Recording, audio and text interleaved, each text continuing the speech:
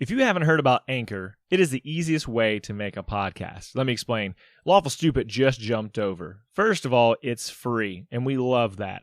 Secondly, there's creation tools that allow you to record and edit your podcast right from your phone or computer, wherever you're at, all on the go. Anchor will also distribute your podcast for you. There are a lot of other vendors out there, a lot of platforms that they will make sure your podcast gets to. So it can be heard on Spotify, Apple Podcasts, and many more. And you can make money from your podcast with zero minimum listenership. It's everything you need to make a podcast all in one place. So download the free Anchor app or go to anchor.fm to get started. The cliffs of Whispr Wull stand tall against the onslaught of cold wind and the ocean spray. At the edge of one of the cliffs, a copper-skinned wood elf stands looking over the horizon of the sea. In her right hand, a large scythe with 2 blades. In the other, an obsidian key with a faint green glow. Behind her stands 4 humanoid figures, the first of which stands much taller than the elf. His face of a lion embedded in a thick black mane, his armor onyx, matching the raven-colored fur of his body. His left side covered by a shield half the size of his body, the bottom of which shaved into spikes for offensive maneuvers. His right hand clutched onto a metal claw, chains wrapped up his forearm. To his right, a much smaller framed tiefling with wine-red skin stood, holding a book in his right hand. His clothes resemble a wizard's, but his shimmered somehow, the kind of shimmer that makes one mistrust their own eyes, even when there is no explanation. The tiefling's horns curled in gnarly directions, and its eyes glowed a bright, brilliant blue.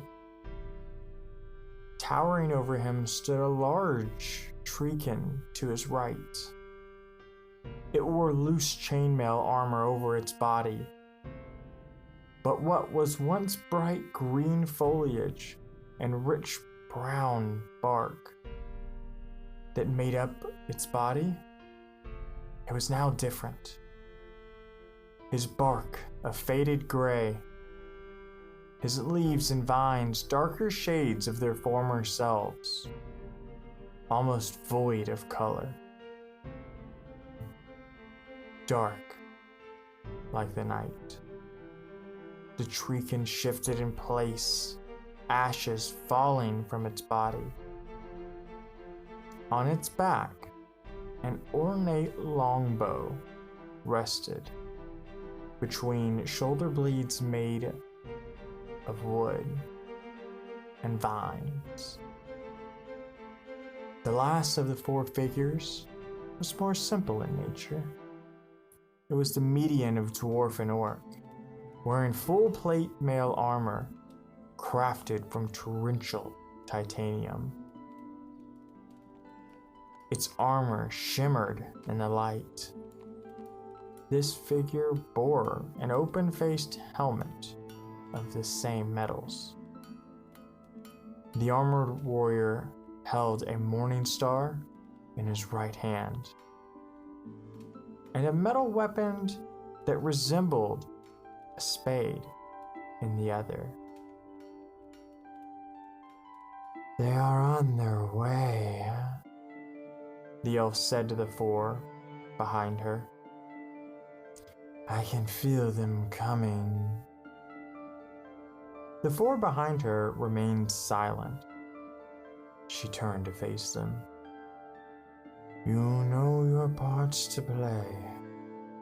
I suggest you get on with it." She motioned for them to make their own way home. All but the humanoid lion departed. There is a storm coming, Sybil.